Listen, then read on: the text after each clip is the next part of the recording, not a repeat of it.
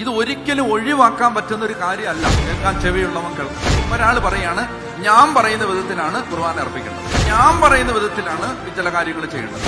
ആരാധനാ വിഷയമായതിന്റെ മുകളിൽ ഒരാൾ തന്നെ പ്രതിഷ്ഠിക്കും. എന്നിട്ട് പറയും ഇതാണ് ശരിയെന്ന് പറയും. പറഞ്ഞിട്ട് പറയും ഞങ്ങൾക്കറിയാം എന്താ ചെയ്യേണ്ടതെന്ന് പറയും. ഞങ്ങളെ ആരും നിയന്ത്രിക്കേണ്ടെന്ന് പറയും. ഓരോരുത്തരും തന്നിഷ്ടം പോലെ പെരുമാറും. ഇതൊക്കെ വെറുതെ എഴുതി വെച്ചിരിക്കുന്നല്ല. അതായത് ദൈവത്തെ ഒരു കച്ചവടച്ചരക്കായിട്ട് കാണുന്നവരിൽ, കാര്യസാധ്യത്തിന് വേണ്ടി മാത്രം ദൈവത്തെ അന്വേഷിക്കുന്നവരിൽ, തങ്ങളുടെ ജീവിതത്തിലെ അപ്പോഴുള്ള ഇമ്മീഡിയറ്റ് ആയ നീഡിന് വേണ്ടി മാത്രം ദൈവത്തെ തിരയുന്നവരിൽ, ഭൗതികമായ എന്തോ കാര്യങ്ങൾക്ക് വേണ്ടി മാത്രം ദൈവത്തെ അന്വേഷിക്കുന്നവരിൽ, സത്യത്തെ സ്നേഹിച്ച് മാനസാന്തരപ്പെട്ട് രക്ഷ പ്രാപിക്കാനുള്ള മടിയുള്ള സകലരിലും കാര്യങ്ങൾ ഇനി എളുപ്പമാവില്ല. കേൾക്കാൻ ചെവിയുണ്ടെങ്കിൽ കേട്ടു. ഡേറ്റിട്ട് എഴുതി വെച്ചു. കാകളത്തൊലി മുഴങ്ങിക്കഴിഞ്ഞു. സമയം കിട്ടിയപ്പോ നമ്മൾ ആവശ്യമില്ലാത്ത കാര്യങ്ങളുടെ പേരിൽ സമയം കളഞ്ഞു. കേരള സേഫ് ആണെന്ന് നിങ്ങൾ വിചാരിക്കുകയാണ്. സേഫ് അല്ല. ഒരു ക്രെഡിറ്റിനല്ല ഞാൻ പറയുന്നത്. പക്ഷെ ആത്മാവിൽ ഞാൻ പറയുന്നു, എല്ലാ അർത്ഥത്തിലും നമ്മൾ ഞെരുക്കപ്പെടും. എല്ലാ അർത്ഥത്തിലും സ്വർഗത്തിലേക്ക് നോക്കി കരയേണ്ട ഒരു കാലം വരാൻ പോവാണ്. മനസ്സിലായി? നമ്മൾ വിചാരിച്ചു രാഷ്ട്രീയക്കാർ നമ്മുടെ കൂടെ കാണുമെന്ന്, നമ്മൾ വിചാരിച്ചു സമൂഹം നമ്മുടെ കൂടെ കാണുമെന്ന്, നമ്മൾ വിചാരിച്ചു സ്വരുക്കൂട്ടിയ പണവും സ്ഥാപനങ്ങളും സമ്പ്രദായങ്ങളും വ്യവസ്ഥിതികളും നമ്മളെ സഹായിക്കുമെന്ന്. ഇനി എന്താ സംഭവിക്കാൻ വേണമെന്നറിയാമോ? ആകാശത്തിനും ഭൂമിക്കും മധ്യേ വിപ്രവാസത്തിന്റെ തീഷ്ണമായ നട്ടുച്ചകൾ കത്തുന്ന ലോഹലായനി പോലെ ഈ വേവ് കത്തുന്ന ഒരു കാലത്ത് ഇങ്ങനെ പകച്ചു നിൽക്കുന്ന ഒരു സമയത്ത് ആരും നിങ്ങളെ ഒരു വിധത്തിലും വഞ്ചിക്കാതിരിക്കട്ടെ. എന്തെന്നാൽ ആ ദിവസത്തിന് മുമ്പ് വിശ്വാസത്യാഗം ഉണ്ടാവുകയും നാശത്തിന്റെ സന്താനമായ അരാജകത്വത്തിന്റെ മനുഷ്യൻ പ്രത്യക്ഷപ്പെടുകയും ചെയ്യേണ്ടി. മനസ്സിലായോ? അതായത് അടുത്ത ഒരു കാര്യം എന്ന് പറഞ്ഞാൽ ഇതാണ് അപ്പോസ്റ്റസി, വിശ്വാസത്യാഗം. വിശ്വാസത്യാഗം ഉണ്ടാവും. വിശ്വാസം വിട്ട് ആളുകൾ പോകും. ഇത് ഒരിക്കലും ഒഴിവാക്കാൻ പറ്റുന്ന ഒരു കാര്യമല്ല. നിങ്ങളിത് അറിഞ്ഞിരിക്കണം. വിശ്വാസത്യാഗത്തെ ആർക്കും പിടിച്ചു നിർത്താൻ പറ്റില്ല. വിശ്വാസത്യാഗം ഉണ്ടാവും. ഉണ്ടാവും എന്നാ പറഞ്ഞേക്കുന്നത്. ഉണ്ടായേക്കും എന്നല്ല, ഉണ്ടാകാതിരിക്കാൻ പ്രാർത്ഥിക്കണമെന്നല്ല.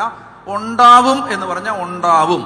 അപ്പൊ ഉണ്ടാവുമെങ്കിൽ അതിനകത്ത് ഉൾപ്പെടാതിരിക്കാൻ സൂക്ഷിക്കാൻ വേണ്ടത്. ഈശോ പറഞ്ഞിട്ടുണ്ട്, മനുഷ്യപുത്രൻ മടങ്ങി വരുമ്പോൾ ഭൂമിയിൽ വിശ്വാസം കണ്ടെത്തുമോ?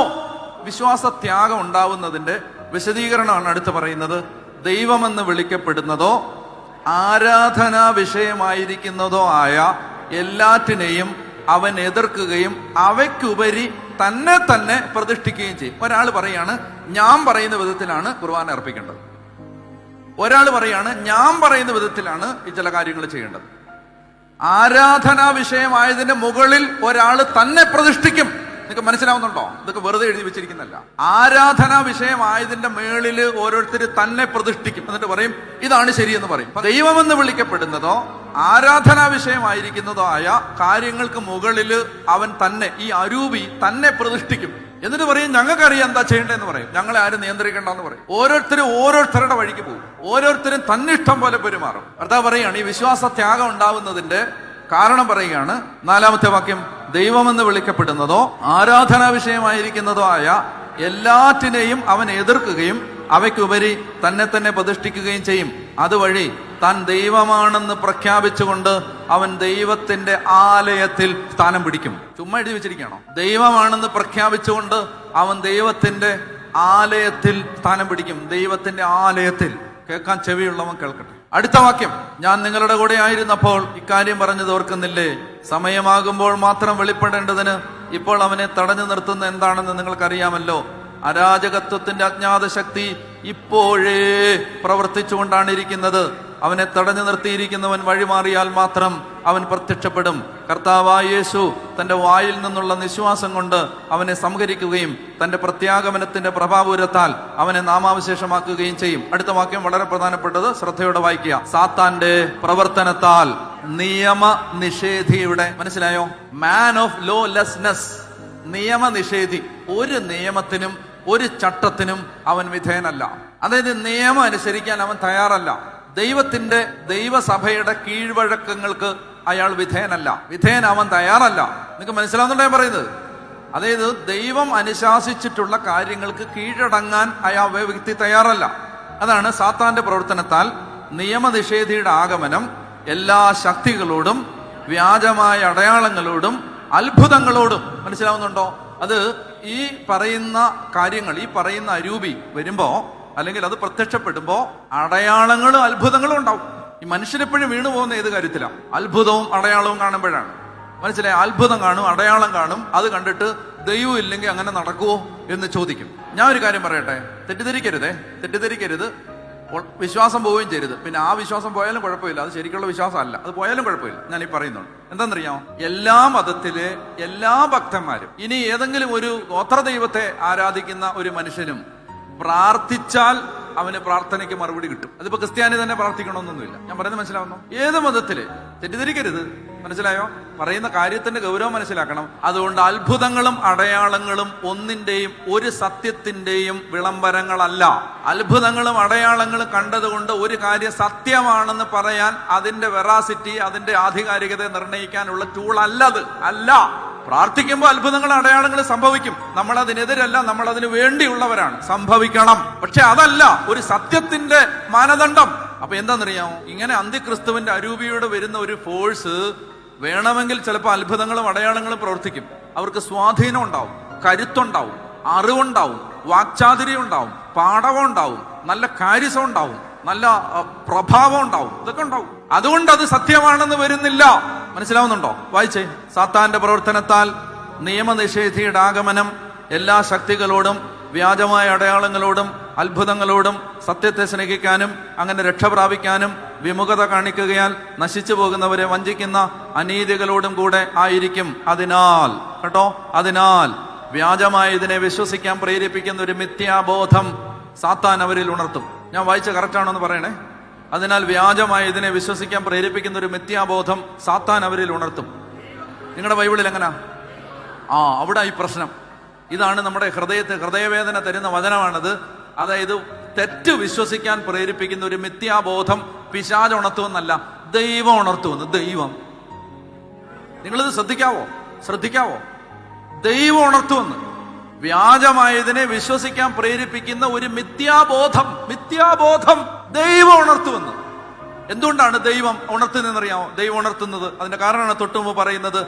സത്യത്തെ സ്നേഹിക്കാനും അങ്ങനെ രക്ഷ പ്രാപിക്കാനും മടി കാണിക്കുന്നവരിൽ, അതായത് ദൈവത്തെ ഒരു കച്ചവടച്ചരക്കായിട്ട് കാണുന്നവരിൽ, കാര്യസാധ്യത്തിന് വേണ്ടി മാത്രം ദൈവത്തെ അന്വേഷിക്കുന്നവരിൽ, തങ്ങളുടെ ജീവിതത്തിലെ അപ്പോഴുള്ള ഇമ്മീഡിയറ്റ് ആയ നീഡിന് വേണ്ടി മാത്രം ദൈവത്തെ തിരയുന്നവരിൽ, ഭൗതികമായ എന്തോ കാര്യങ്ങൾക്ക് വേണ്ടി മാത്രം ദൈവത്തെ അന്വേഷിക്കുന്നവരിൽ, സത്യത്തെ സ്നേഹിച്ച് മാനസാന്തരപ്പെട്ട് രക്ഷ പ്രാപിക്കാനുള്ള മടിയുള്ള സകലരിലും വ്യാജമായതിനെ എതിർ ക്രിസ്തു പറയുന്നത് സത്യമാണെന്ന് വിശ്വസിക്കാൻ പ്രേരിപ്പിക്കുന്ന മിഥ്യാബോധം ദൈവം ഉണർത്തും. നിങ്ങൾ ഇതിന്റെ ഭയാനകത മനസ്സിലാക്കണം. ദൈവം ഉണർത്തുമെന്ന് എന്ന് പറഞ്ഞാൽ നമ്മൾ ഈ വൾണറബിൾ ആയിട്ട് മാറും, പെട്ടെന്ന് വഴുതി പോവാൻ സാധ്യതയുള്ള ആളുകളായിട്ട് മാറും. അപ്പൊ അതുകൊണ്ട് എന്തെന്നറിയാമോ, നമ്മൾ ഇത് മനസ്സിലാക്കേണ്ടത് കാര്യത്തിലേക്ക് വരികയാണ്. നമ്മൾ മനസ്സിലാക്കേണ്ടത് കാര്യങ്ങൾ ഇനി എളുപ്പമാവില്ല. കേൾക്കാൻ ചെവിയുണ്ടെങ്കിൽ കേട്ടോ. ഡേറ്റ് ഇട്ട് എഴുതി വെച്ചോ. ഒരു സംശയമില്ലാത്ത ഒരു കാര്യം പറയട്ടെ, സഭ ഒരു വിപ്രവാസത്തിലേക്ക് പോകാനുള്ള കാഹളധ്വനി മുഴങ്ങിക്കഴിഞ്ഞു. അതായത് സമയം കിട്ടിയപ്പോ നമ്മൾ വെറുതെ ഇരുന്നു, സമയം കിട്ടിയപ്പോ നമ്മൾ ആവശ്യമില്ലാത്ത കാര്യങ്ങളുടെ പേരിൽ സമയം കളഞ്ഞു. സമയം ഉണ്ടായിരുന്ന കാലത്ത് നമ്മൾ മിണ്ടാതിരുന്നു, സമയം ഉണ്ടായിരുന്ന കാലത്ത് നമ്മൾ അലസരായിട്ടിരുന്നു. കേരള സേഫ് ആണെന്ന് നിങ്ങൾ വിചാരിക്കുകയാണ്. സേഫ് അല്ല. എല്ലാ അർത്ഥത്തിലും നിങ്ങൾ എഴുതിയിട്ടോ ഒരു സംശയം വേണ്ട, ഒരു ക്രെഡിറ്റിനല്ല ഞാൻ പറയുന്നത്. പക്ഷെ ആത്മാവിൽ ഞാൻ പറയുന്നു, എല്ലാ അർത്ഥത്തിലും നമ്മൾ ഞെരുക്കപ്പെടും. എല്ലാ അർത്ഥത്തിലും. മനസ്സിലായി? നമ്മൾ ആശ്രയം വെച്ചിരിക്കുന്ന മുഴുവൻ കാര്യങ്ങളിൽ നിന്ന് പിടിവിട്ട് സ്വർഗത്തിലേക്ക് നോക്കി കരയേണ്ട ഒരു കാലം വരാൻ പോവാണ്. അന്ന് പിടിച്ചു നിൽക്കാൻ ഒരു ജനത ഉണ്ടാകണമെങ്കിൽ അടിസ്ഥാനങ്ങൾ സ്ട്രോങ് ആയിരിക്കണം. മനസ്സിലായി? നമ്മൾ വിചാരിച്ചു രാഷ്ട്രീയക്കാർ നമ്മുടെ കൂടെ കാണുമെന്ന്, അവർ കാണത്തില്ലെന്ന് നമുക്ക് മനസ്സിലായി. നമ്മൾ വിചാരിച്ചു സമൂഹം നമ്മുടെ കൂടെ കാണുമെന്ന്, അവർ കാണത്തില്ലെന്ന് നമുക്ക് മനസ്സിലായി. നമ്മൾ വിചാരിച്ചു സ്വരുക്കൂട്ടിയ പണവും സ്ഥാപനങ്ങളും സമ്പ്രദായങ്ങളും വ്യവസ്ഥിതികളും നമ്മളെ സഹായിക്കുമെന്ന്, അത് നമ്മളെ സഹായിക്കത്തില്ലെന്ന് വരും കാലങ്ങൾ തെളിയിക്കും. ഇനി എന്താ സംഭവിക്കാൻ വേണമെന്നറിയാമോ? ആകാശത്തിനും ഭൂമിക്കും മധ്യേ വിപ്രവാസത്തിന്റെ തീഷ്ണമായ നട്ടുച്ചകൾ കത്തുന്ന ലോഹലായനി പോലെ ഈ വേവ് കത്തുന്ന ഒരു കാലത്ത് ഇങ്ങനെ പകച്ചു നിൽക്കുന്ന ഒരു സമയത്ത് ഒന്നുമില്ല, ഒരു പിടുത്തമില്ലാതെ നിൽക്കുമ്പോ നമുക്ക് പിടിക്കാൻ ഈ ഫൗണ്ടേഷൻസ് മാത്രമേ ഉണ്ടാവൂ. ഫൗണ്ടേഷൻസ്, അതായത് ഈ അടിസ്ഥാനങ്ങൾ. ഈ അടിസ്ഥാനം എന്താ? വചനം. ബൈബിൾ ഉള്ളവൻ കുലുങ്ങില്ല, വചനം അറിയാവുന്നവൻ കുലുങ്ങില്ല. കാരണം എന്താ അറിയാം? അവൻ അറിയാം ഇത് എഴുതപ്പെട്ടത് മാത്രമേ സംഭവിക്കുന്നുള്ളൂ. വചനം അറിയാവുന്ന കുലുങ്ങത്തില്ല. കാരണം എന്താ പറയുക, അവൻ അറിയാം ഇതിനകത്ത് ഇത് പറഞ്ഞിട്ടുണ്ട്. നേരത്തെ കർത്താവ് പറഞ്ഞിട്ടുണ്ട്, ഇതൊക്കെ സംഭവിക്കുമ്പോ നിങ്ങൾ വിഷമിക്കാതിരിക്കേണ്ടതിന് ഞാൻ ഇതെല്ലാം മുൻകൂട്ടി പറഞ്ഞിട്ടുണ്ട്. ഞാൻ ഈ പുസ്തകം പഠിപ്പിക്കാൻ വേണ്ടി കോളേജിലെ ജോലി കളഞ്ഞിട്ട് ഇറങ്ങിയ ഒരാളാണ്. എന്നെ വിശ്വസിക്കും. ഇതിന് അത്ര വിലയുണ്ടെന്ന് വിചാരിച്ചിട്ട് ഞാൻ എന്റെ കംഫർട്ട് സോൺ വിട്ടിറങ്ങിയ ഒരാളാണ്. എന്നെ വിശ്വസിക്കുക, ഞാൻ പറയുന്നത് വിശ്വസിക്കുക. ഇതിനകത്ത് പറഞ്ഞിട്ടുണ്ട് എന്താണെന്നറിയാമോ, അതായത് നമുക്ക് എല്ലാ സുരക്ഷിതത്വവും തന്നിട്ട് സഭ ഇങ്ങനെ ഉറങ്ങിയിരിക്കുന്ന സമയത്ത് ദൈവം എന്തെന്നറിയാം, അവിടുന്ന് ഒരാളെ പൊക്കും, ഇവിടുന്ന് ഒരാളെ പൊക്കും, ഇവിടുന്ന് ഒരാളെ പൊക്കും, ഇവിടുന്ന് ഒരാളെ പൊക്കും. എന്നിട്ട് അവരൊരുമിച്ച് നമ്മളെ ഞെരുക്കും. എന്താണെന്നറിയാം, നമ്മുടെ അകത്ത് വിതയ്ക്കപ്പെട്ട വചനം പുറത്തു വരാൻ വേണ്ടി നമ്മളെ ഇട്ട് ഞെരുക്കും. നിങ്ങൾ നോക്കിക്കോ, ഓരോരോ പിടികളില്ലാതാവും. അവസാനം മനുഷ്യന് വചനവും കുർബാനയും കൊന്തയും പ്രാർത്ഥനയും മാത്രം ആശ്രയമാവുന്ന ഒരു കാലം വരും. ഇനി വചനം എത്രയോ വേദികളിൽ വചനം പ്രഘോഷിക്കപ്പെട്ടു. വചനങ്ങൾ പഠിക്കാൻ സൗകര്യം ഉണ്ടായി, വചനാളികൾ പഠിപ്പിച്ചു, വചനം നമുക്ക് തന്നു, വചനം വായിക്കാൻ പ്രേരണ തന്നു. ഇതെല്ലാം സംഭവിച്ചിട്ട് നമ്മൾ വചനം വായിക്കാതിരിക്കുമ്പോ എന്താ സംഭവിക്കാന്ന് പറയാമോ, നാളെ ഒരാള് ഈ ബൈബിൾ നമ്മുടെ ഇന്ന് തട്ടിപ്പറിക്കും. മനസ്സിലാവുന്നുണ്ട്? ഈ ബൈബിൾ നമ്മുടെ തട്ടിപ്പറിച്ചിട്ട് ഇത് കത്തിച്ചു കളയും. എന്നിട്ട് പറയും ഇത് വായിക്കണ്ടെന്ന് പറയും. നിങ്ങൾ ശ്രദ്ധിച്ചോ, ഇത് തട്ടിപ്പറിച്ചിട്ട് ഇത് നമ്മുടെ ഇന്ന് സ്നാച്ച് ഇറ്റ് അവേ ഫോഴ്സ്ഫുള്ളി, ഇത് നമ്മുടെ ഇന്ന് പറിച്ചെടുത്തിട്ട് ഇത് കത്തിച്ചെടുത്തിട്ട് പറയും ബൈബിളൊന്നും നിനക്ക് വേണ്ടാന്ന് പറയും, അതിന് ഈ നാട്ടി വേണ്ടാന്ന് പറയും, അങ്ങനെയുള്ള ഗ്രന്ഥങ്ങളൊന്നും വേണ്ടാന്ന് പറയും. ഞാൻ അങ്ങോട്ട് ചോദിക്കട്ടെ, എന്ത് ചെയ്യും? അതായത് ഇത് കേട്ട് ധ്യാനിച്ച് ഇത് ഹൃദയത്തിൽ സൂക്ഷിച്ചവൻ അന്ന് നേരെ നിൽക്കും. കാരണം നിങ്ങൾക്ക് പുസ്തകമേ കത്തിക്കാൻ പറ്റൂ, ചങ്കിലെഴുതപ്പെട്ട വചനങ്ങളെ തൊടാൻ പറ്റില്ല. നിങ്ങൾക്ക് ഈ ഗ്രന്ഥമേ കത്തിക്കാൻ പറ്റൂ, പക്ഷെ ഞങ്ങളുടെ അകത്തെഴുതപ്പെട്ട ബോധ്യങ്ങളെ തൊടാൻ പറ്റില്ല. അതായത് ഫൗണ്ടേഷൻസ്. അപ്പൊ അത് അത്രയ്ക്ക് സ്ട്രോങ് ആവണം. നമ്മൾ ഞെരുക്കപ്പെടും, ഒരു സംശയമില്ല.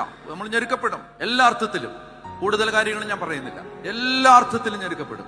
അത് ഞെരുക്കപ്പെടുമ്പോ ആരാ പിടിച്ചിരിക്കാൻ പാടുന്നറിയാം, എന്തായാലും നെല്ലും പതിരും വേർതിരിക്കപ്പെടും. ഒരു സംശയം വേണ്ട, നല്ലതും ചീത്തയും തമ്മിൽ വേർതിരിക്കപ്പെടും. അത് സുവിശേഷത്തിന്റെ മാനദണ്ഡമാണ്. മനസ്സിലായല്ലോ? അതിനകത്ത് വിഷമിച്ചിട്ടൊന്നും കാര്യമില്ല. നല്ലത് നിൽക്കും, അല്ലാത്ത പോവും. ഒരു സംശയം വേണ്ട. അപ്പൊ ഈ നിലനിൽക്കാൻ നമുക്ക് അടിസ്ഥാനങ്ങൾ വേണം. ആ അടിസ്ഥാനങ്ങളിൽ ഏറ്റവും ശക്തമായ ഫൗണ്ടേഷനാണ് പരിശുദ്ധ കുർബാന. ആ ഫൗണ്ടേഷൻ ഉറപ്പിക്കണം. കർത്താവ് സ്ഥാപിച്ച അടിത്തറ ഇളകാതെ നിൽക്കും. എനിക്കറിയാം, ഞാൻ സന്തോഷമുള്ള കാര്യങ്ങളല്ല നിങ്ങളോട് പറഞ്ഞു, സന്തോഷമല്ല. എന്നിട്ട് നാളെ നിങ്ങളുടെ തലയിൽ എടുത്തി വീഴുന്നൊന്നുമല്ല പറഞ്ഞത്. പക്ഷെ ഒരു ഫോഴ്സ് രൂപപ്പെട്ട് വരികയാണ്, ഒരു ഫോഴ്സ്. ഇനിയിപ്പോ ഞാൻ കൂടുതലൊന്നും പറയുന്നില്ല, പരസ്യവേദി ആയതുകൊണ്ട് എനിക്ക് പരിമിതികളുള്ളതുകൊണ്ട് ഞാൻ കൂടുതലൊന്നും പറയുന്നില്ല. ഒരു ഫോഴ്സ് രൂപപ്പെട്ട് വരികയാണ്. വിശ്വാസികള് ടാർഗറ്റ് ചെയ്യപ്പെടും, ഒരു സംശയം വേണ്ട. അന്ന് ഈ കച്ചവട മൂല്യത്തിന് വേണ്ടി, ഈ വിനിമയത്തിന് വേണ്ടി, വ്യാപാരത്തിന് വേണ്ടി, ലാഭത്തിന് വേണ്ടി ദൈവത്തെ അന്വേഷിച്ചവരെല്ലാം പോകും. അവനവന്റെ നേട്ടത്തിന് വേണ്ടി ദൈവത്തെ അന്വേഷിച്ചവരെല്ലാം പോകും. നെല്ലും പതിരും വേർതിരിക്കപ്പെടും. അപ്പൊ അതുകൊണ്ട് ഞാൻ പറയുന്നത്, നിത്യതയുടെ കാര്യങ്ങളും ദൈവിക കാര്യങ്ങളും അടിസ്ഥാനങ്ങൾ ഉറപ്പിക്കണം. അടിസ്ഥാനം ഉറപ്പിച്ച് എന്ത് പ്രശ്നം വന്നാലും അടിസ്ഥാനം ഉറപ്പിച്ചവൻ കുലുങ്ങത്തില്ല.